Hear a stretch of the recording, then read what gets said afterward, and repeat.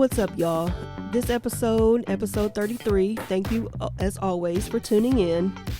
And I'm kind of liking doing these episodes where it's kind of like a live show, but I am stopping at certain parts, but I'm not trying to do any editing. I'm just going on and just talking. It seems like when I think too much about what I need to say, that's when I have to do all the editing, and that's when I had to keep going back and looking at stuff that I wrote down and everything like that.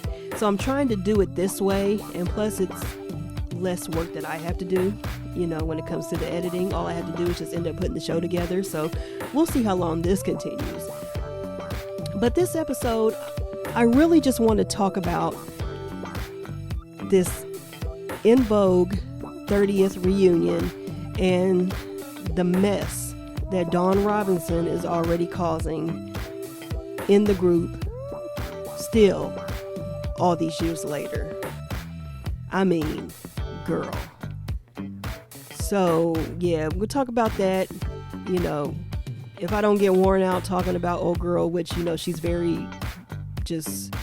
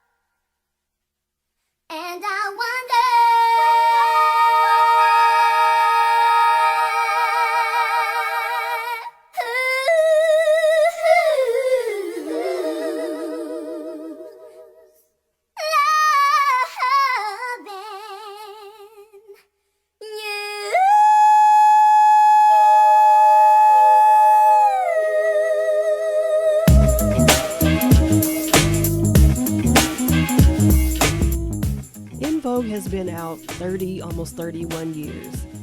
That is crazy. I remember first seeing the Hold On video on BET. It's crazy. Oh my goodness. In Vogue is one of my favorite groups of all time. This is where you had a group right here of 4 females who could sing. There was no lead singer in this group. They all could carry the group. And they're still going today, even if not the original 4. I got to give it up to Cindy and Terry for still keeping In Vogue out there.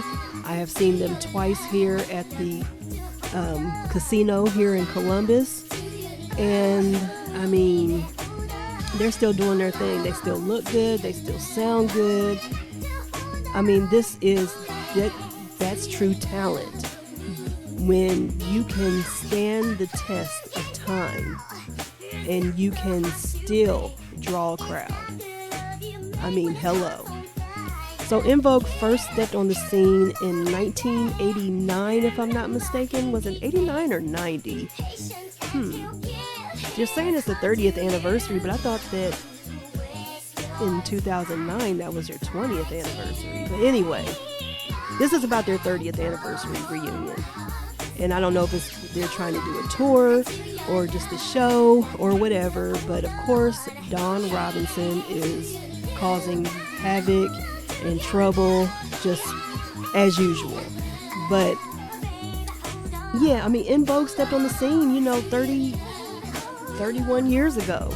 And just remember just first watching that Hold On video, and all you just saw was Terry Ellis doing that intro, that Jackson 5 Who's Loving You intro, and then the beat hit, and you just saw these 4 just amazing, beautiful women with these voices that were just out of this world.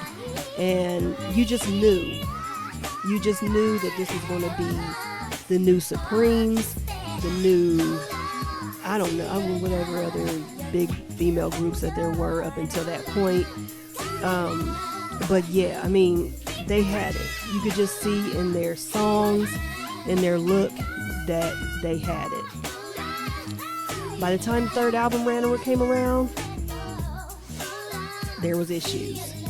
Dawn Robinson, she wanted more money. She felt, rightfully so, if this is true, if this is the true story, because we've only heard this from her, but she felt that the group was getting paid pennies compared to what they were doing and what they had accomplished, that they weren't getting paid for what they weren't getting paid what they deserved, pretty much.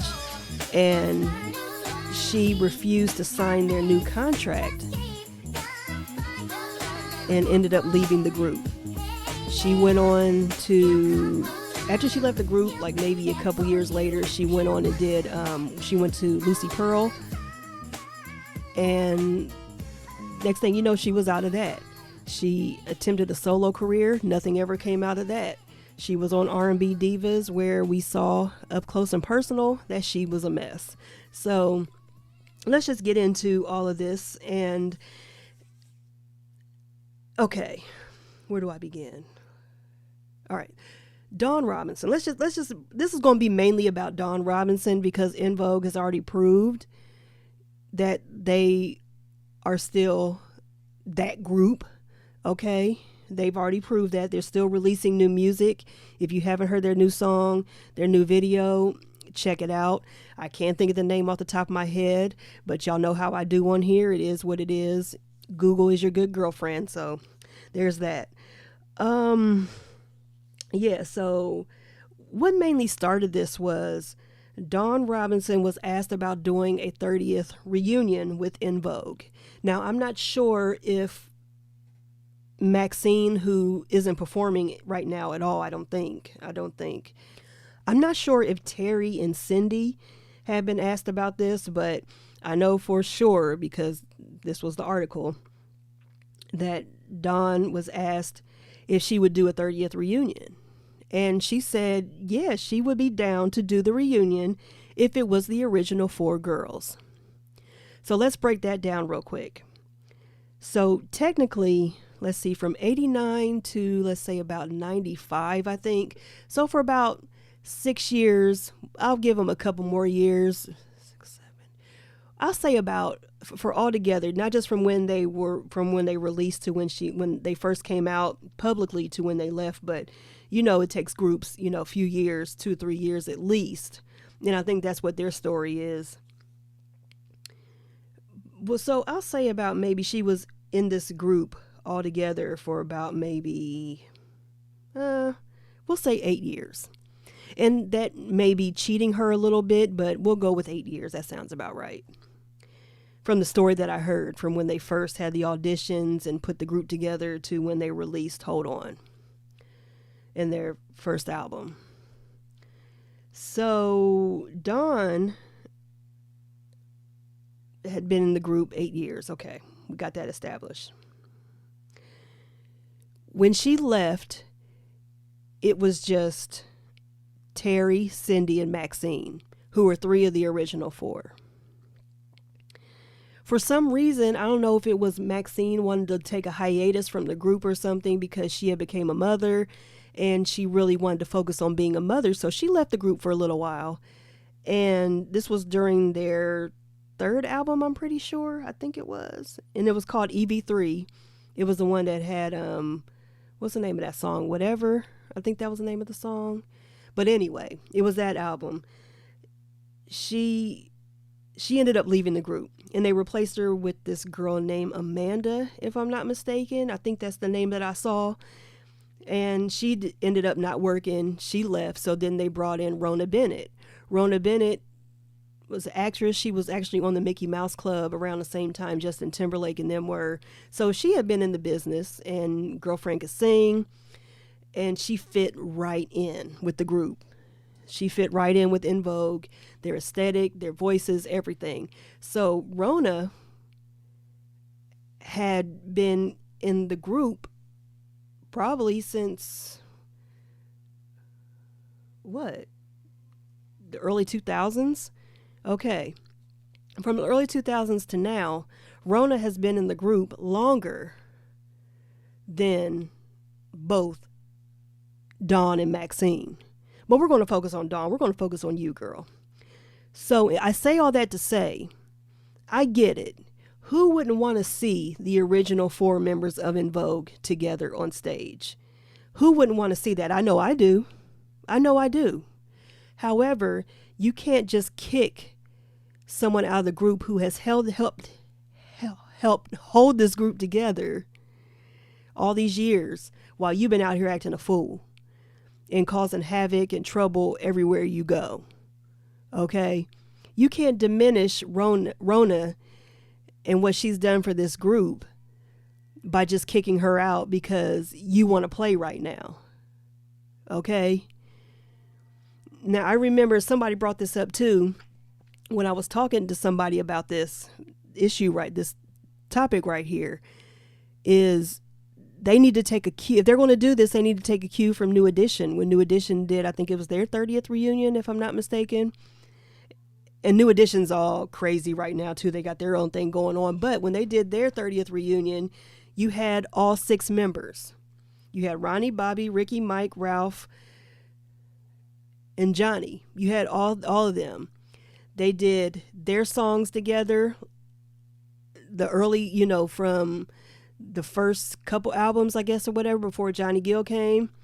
Then they did their solo stuff with, because all of them had solo careers, except for, of course, BBD. They were the trio, but we'll call that a solo career as well because they broke off and did their thing.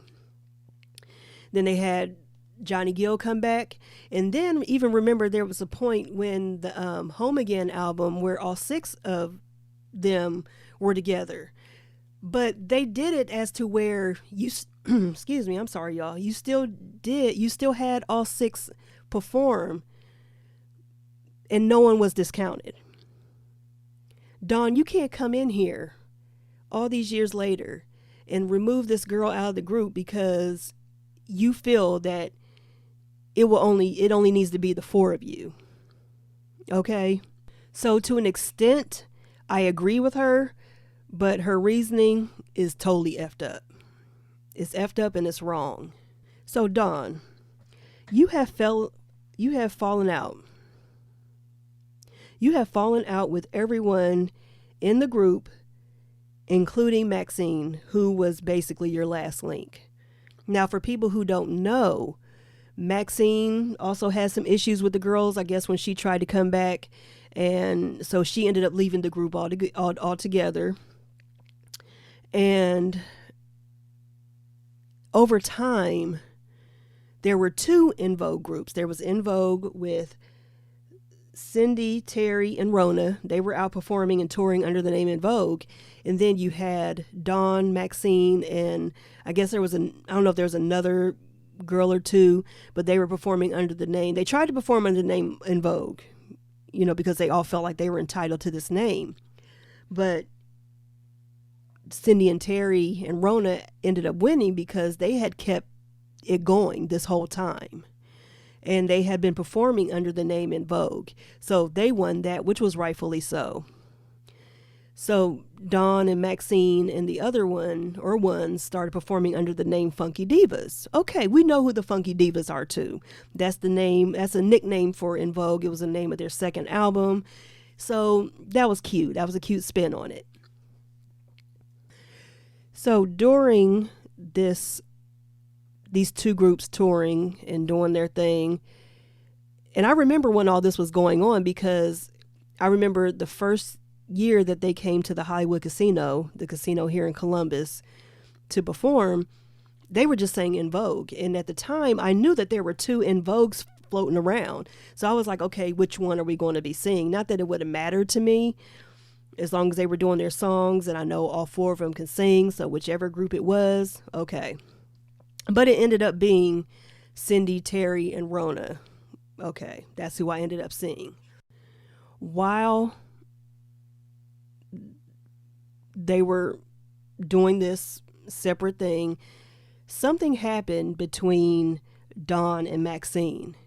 And whatever happened was so bad that Maxine just walked away from it altogether. And people are saying that she doesn't even perform anymore. Like, she was just like, whatever happened, she was just so disgusted and turned off, and it had to do with Dawn. Okay. Dawn, of course, isn't going to say what happened. And Maxine, I believe she hasn't never talked about it. And whoever the other girls were in the group, whoever was involved with the group, no one has said anything about what happened. So there's that. But Dawn has been problematic in Vogue, in Lucy Pearl, during her very failed solo career, which she should have been on fire. Her solo career should have taken off like crazy immediately after she left Vogue. And remember, she was also on R&B Divas. I think it was the Los Angeles one. She was on that one. Was it the first season of that show? I can't remember. But she was on R&B Divas. And I just remember, like in interviews, they were just saying that she couldn't make it to tapings all the time because, her car wouldn't start. She'd be on the side of the road somewhere. Her and her husband were living in a trailer. And, so she definitely had fallen on hard times, obviously. I don't know what her husband was doing, but, he didn't look like he was much about anything. One thing he had, never mind. Shut up, Danielle. So, yeah. So, Dawn, no one... Okay, let me backtrack real quick before I can get back into reading her. I remember during their 20-year, they were supposed to be having a 20-year reunion back in 2009, going into 2010. They were supposed to be doing a 20-year reunion. They were going to do a tour. I think they were going to do a tour, and an album. So Dawn said that she'd do the tour, of course, because that's where you make most of the money. But she wouldn't do the album because she didn't want to sign a deal. So that never happened. They were like, we're not playing these games with you. Okay. You want to make a couple coins on the road? That's cute. Okay, we do too. But this is part of the deal too. And it didn't happen. So they all ended up going separate ways. And this is around the time as well when Dawn and Maxine got together to do their thing, I believe. Don't quote me, but I believe. So that was 10 plus years ago, and you still haven't got your act together. Girl, no one is holding their breath on waiting on you to act right. You are the wrong one to be dictating who can and cannot perform, who can and cannot record in Vogue, because even though you are one of the original founding members, and yes, as a huge fan of Vogue, as a huge fan of R&B 90s music, yes, I would love to see the original 4 on stage. However, you cannot diminish the person and just kick her to the side.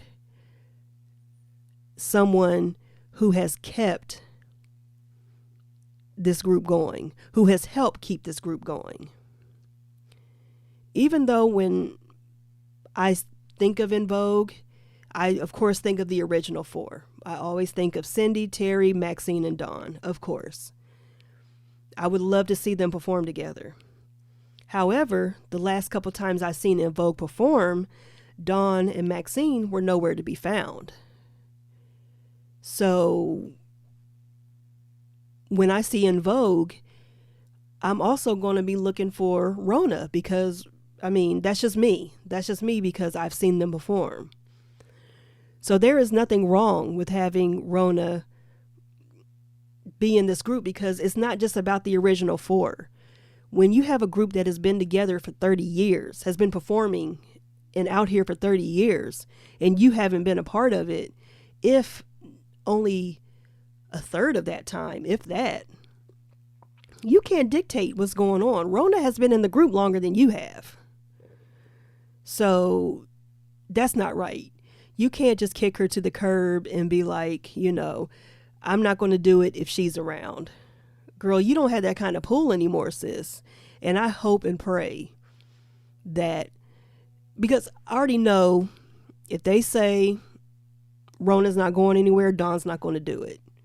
Because she seems to be the type of person who wants her way, and that's what it is. Girl, you don't have that much clout in the music business anymore. That's why I said you should have got your solo career popping as soon as you left In Vogue. What was that, 95 or 96? That's when you should have got your stuff going. Okay? But now in 2020, going on 2021, ain't nobody here for you like that. Ain't nobody here for you like that unless you're going to be with the original four. Or I shouldn't even say that. Only if you're going to be performing with In Vogue. You can perform as the original four, but y'all aren't going to be the only ones performing. Because Rona has been in the group longer than both you and Maxine. So that's just my take on that. I would like to know what you all think about In Vogue and this drama. Just, it seems like every time you hear about some drama with In Vogue, it's Dawn. You don't ever hear anything about Cindy doing anything, about Terry doing anything. Whatever happened with Maxine, it was kept quiet. Nobody knew about it. But every time Dawn is brought up or she's in discussions to do something with In Vogue, it is always some drama.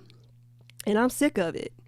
So either you're going to do the tour, the show, whatever y'all have going on, either y'all are going to do it with all 5 of y'all. And of course, the original 4 should be showcased during all of this. Yeah. But you can't just kick somebody out the group and while you get a couple coins and then you're gone again. And then Rona has to come back. Okay. So there's that. And let's just say that you did get it together.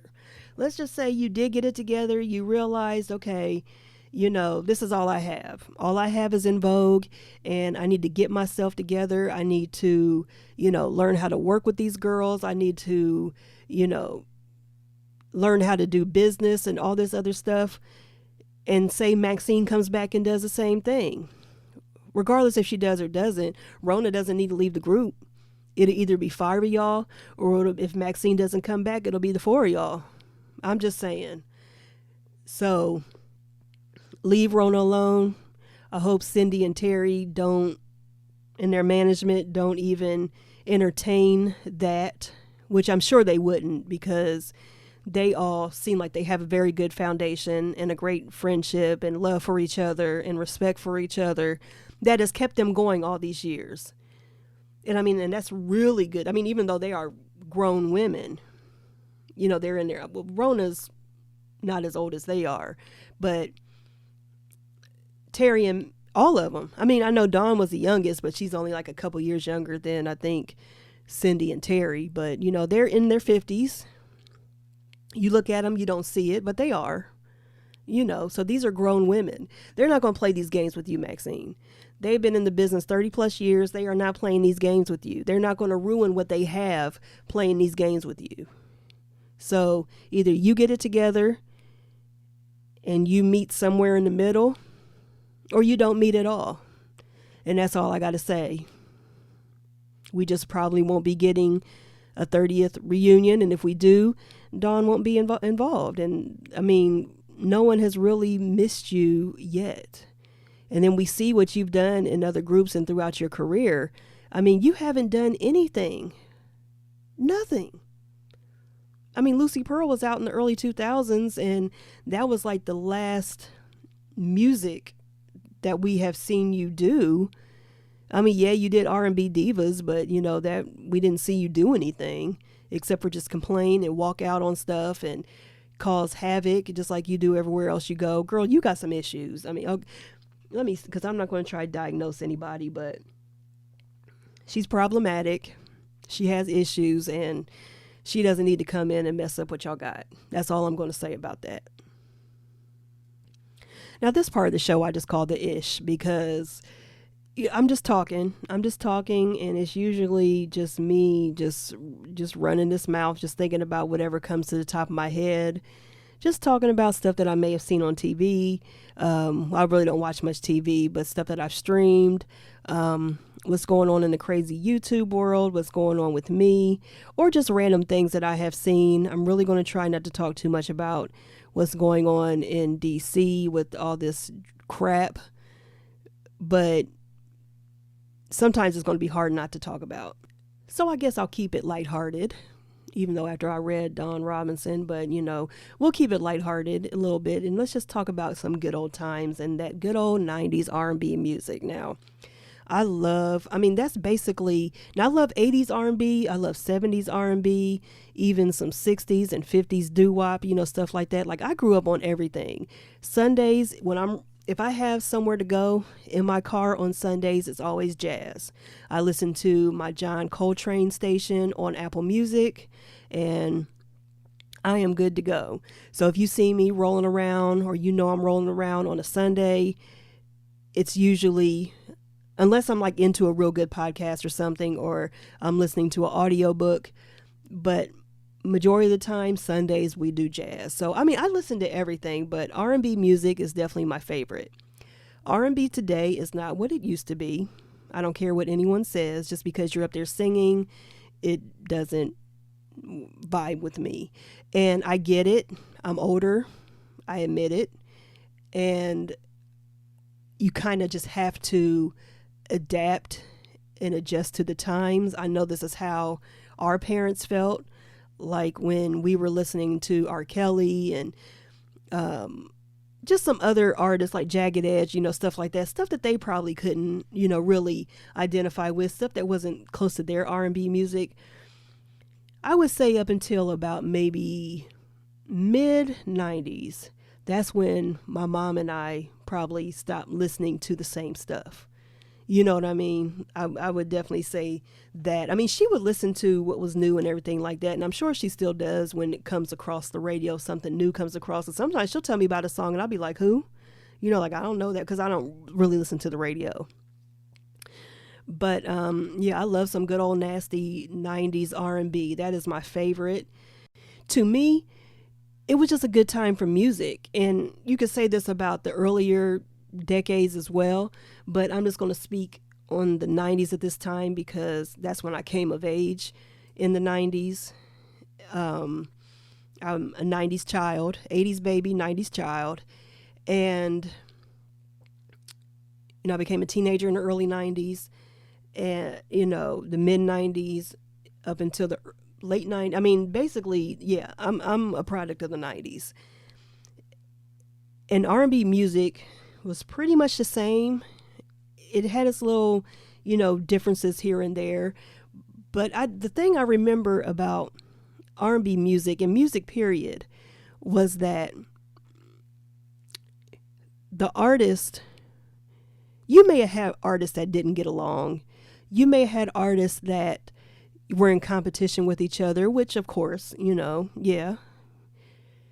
And especially then, because you had so many male R&B artists, you had so many female R&B artists, you had so many groups, male and female, even when it came to the rappers. So I know there was competition there, but it wasn't to the point where, the fans, like if I'm a fan of Lil' Kim, and even though Lil' Kim and Foxy Brown weren't, they were beefing. They got real bad at one point, but I could still not feel guilty listening to both of them.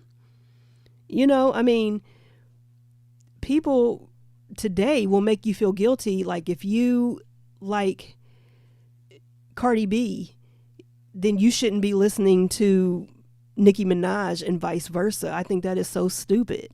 I really do. And like they were getting on Megan Thee Stallion, and I like her too, which I like Nicki and Cardi B. I listen to all of them, not that much, but I listen to them. But they were getting on Megan Thee Stallion for doing a song with both Cardi and Nicki. I'm like, it's just ridiculous. Back then, if there was beef, if there was something going on, we didn't know about it. You may have heard about it, like, the Brandy and Monica feud, whatever.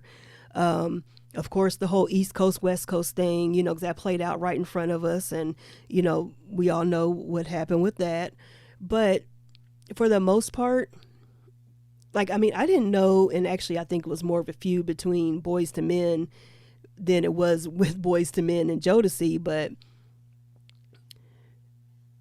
or no, I'm sorry. I take that back. Rewind. It wasn't a feud between Boyz II Men and Jodeci, which there may have been one. It was a feud with Boyz II Men and gangsta rap. And I just thought that was the stupidest thing, where if you don't know, Boyz II Men basically blamed their fall from popularity on gangsta rap music because it took over the airwaves. That was the lamest thing ever, because R&B music was still getting played. Y'all's music just wasn't as good as time went on. Let's just keep it real. I like Boyz II Men, but after probably that third album, I was like, it's cute, but, I didn't invest in any of their music after that because I just didn't care for it. And that's just my personal opinion, but obviously a lot of people felt like that. Gangster rap music, or rap music period, had been out the same amount of time that Boyz II Men had been out. It was no different. So I just felt like that was a lame excuse, and not just accepting the fact that people just weren't really feeling your music anymore. I don't know what changed. I know the guy with the deep voice, I can't think of his name right now, I'm sorry. But I know he left the group because of health issues, which I heard y'all did him totally wrong after he left the group, and y'all knew he had health issues. But I feel like that was just a lame excuse, and you needed to come better than that. Today, I could not see a group of artists today doing a song together like, what's the name of that song? We Are the World, Self-Destruction, You Will Know. And what was the one that the ladies did for the Freedom? Oh, it was called Freedom. It was from the Panther soundtrack. I just want to call it the Freedom song. That's why it's called Freedom. I don't know if y'all remember that song, but it was basically the female version of You Will Know from Black Men United. You can't see that today because and I don't know what it is. I don't know if it's insecurity or what, because they know that they're not as talented. I'm just going to say it. They're not as talented, and anyone can have a song out today. Let's just keep it real. Anyone can have a song out today. It doesn't have to make any sense. Half of it is, mumble rap is a real thing. You can't understand a word that they're saying. All you got to do is have a hook and a beat, and, you got a hit. And let's keep it real. 90s R&B music, you would not have had that. The ones that tried to come in here and do something slick, they were one-hit wonders. There are a lot of one-hit wonders today, but back then, if you were a one-hit wonder, you were clowned. Today, if you're a one-hit wonder, you're looked at, I made all this money off this song, whatever, you getting profile and everything like that. No, it wouldn't have happened like that. In the 90s, they had to perform. They had to sing. Yes, of course, there were groups out there that lip sync. There were, there was a lot of things that happened, but for the most part, your talent spoke for what you did. And I want to say, probably in the mid to late 2000s, it got lost somewhere. And especially now, and over probably the last 10 years, it's just been just whatever. It's nothing like 90s R&B music. That is, I have so many different 90s R&B playlists. It's crazy. I have one for Early 90s, mid 90s, late 90s. I have one for my senior year in high school. Don't judge me, I have a whole bunch of them. I have one of, do I have one of slow? I think I deleted the one that had like a lot of ballads and slow songs. I think I deleted that one. Let me see if there's another one that I had. Oh, and then I got my 90s hip hop.